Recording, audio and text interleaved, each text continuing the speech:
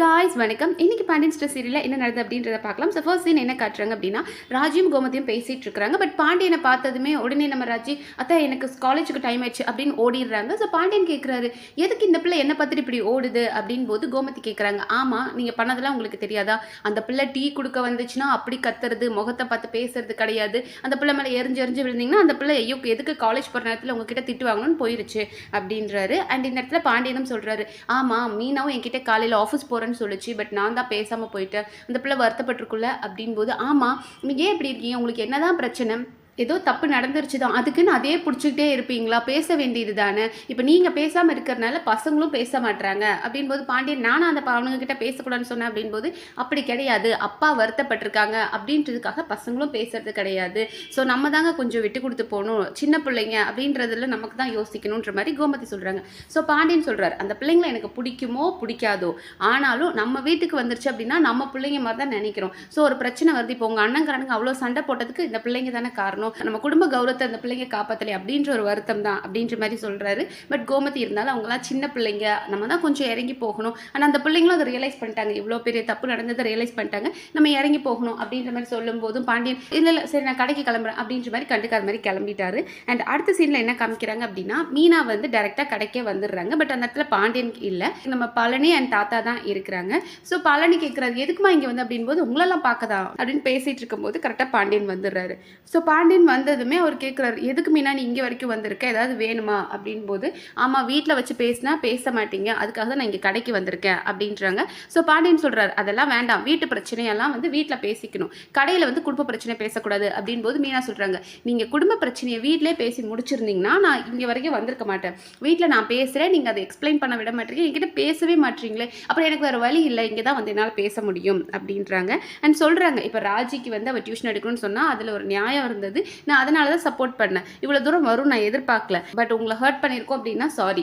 And அது மட்டும் இல்லாமல் இந்த வீட்டுக்கு நான் வரும்போது, அதாவது நான் கல்யாணம் ஆகி வரும்போது எங்கள் அப்பா அம்மா கூட சேர்க்கல, திட்டினாலும் சண்டை போட்டாலும் நீங்களாம் எங்களை சேர்த்துக்கிட்டீங்க, ஸோ நான் எங்கள் அப்பா அம்மாவை நான் என்றைக்குமே மிஸ் பண்ணாதது காரணம் நீங்களும் அத்தையும் தான் அப்படின்ற மாதிரி பெரிய ஐசா தூக்கி வச்சாங்க. ஸோ இதை கேட்டதுமே பாண்டியன் அடையே கொஞ்சம் கொஞ்சமாக மெல்ட் ஆக ஆரம்பிச்சிட்டாரு அப்படின்னு மாதிரி சொல்லி அழுக ஆரம்பிச்சிட்டாங்க. ஸோ இவருக்கு ரொம்ப வருத்தமாக போயிடுச்சு பாண்டியனுக்கு. சரி அழாதமா கடையில் உட்காந்து அழாதமா அப்படின் போது, சரி நீங்கள் என்கிட்ட பேசுகிறேன்னு சொல்லுங்க மாமான் போது, சரிம்மா நான் பழையபடியே நான் நார்மலாக பேசுகிறேன், நீ அழாதம்மா அப்படின்னு பாண்டியன் சொல்லிடுறாரு. ஸோ அவங்களும் சந்தோஷமாக கிளம்புறாங்க. கரெக்டாக அந்த நேரம் நம்மளோட செந்தில் வராரு. ஸோ செந்திலை பார்த்துட்டு செந்திலும் மீனாட்ட பேசல, மீனாவும் செந்தில் கிட்ட பேசல, ரெண்டு பேரும் போயிடுறாங்க. ஸோ இவர் கடைக்கு வரார், வந்துட்டு மீனா எதுக்கு இங்கே வந்துச்சு அப்படின்னு கேட்டுட்டு இருக்காரு. ஸோ பாண்டியன் சொல்கிறாரு, டேய் அந்த பிள்ளை உங்க பொண்டாட்டி தானே, அந்த பிள்ளை போயிட்டு இருக்கு, நீ பாட்டுக்கு போகிற, ஒன்றுமே பேச மாட்டேற, எப்படி ஆஃபீஸ் போவ, என்ன பண்ணுவேன் எதுவுமே கேட்க மாட்டேற, போ அந்த பிள்ளை போய் ஆஃபீஸில் கொண்டு போய் விடு அப்படின்னு சொல்கிறாரு. ஸோ செந்தில் பின்னாடியே வர்றாரு, மீனா பின்னாடியே வந்துறாரு, ஆனால் பேச மாட்டார், வண்டியில் ஹார்ன் மட்டும் அடிக்கிறார். இவங்க திரும்பி பார்த்தா அவர் அப்படியே நிற்கிறாரு, பட் செந்தில் பேசவே மாட்டாரு. ஸோ மீனாவும் கண்டுக்காம போகிறாங்க, மறுபடியும் அவர் பின்னாடியே போய் ஹார்ன் அடிக்கிறாரு.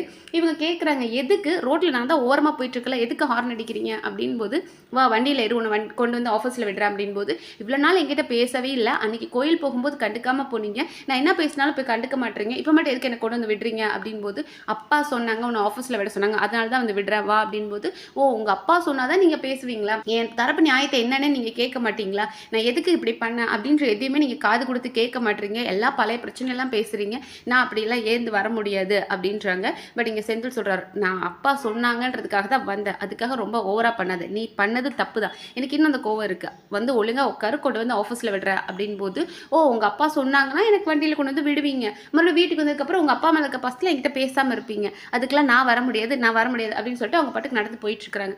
போய்கிட்டே மீனா யோசிக்கிறாங்க, நம்ம இவ்வளோ தூரம் பேசின பேச்சு அவர் மனசை குத்தி இருக்கும், மறுபடியும் பின்னாடியே வருவார் அப்படின்னு பார்த்தா செந்தில் பாட்டுக்கு போயிட்டாரு, என்னது இவன் போயிட்டான் அப்படின்ட்டு மீனா கிளம்பிட்டாங்க.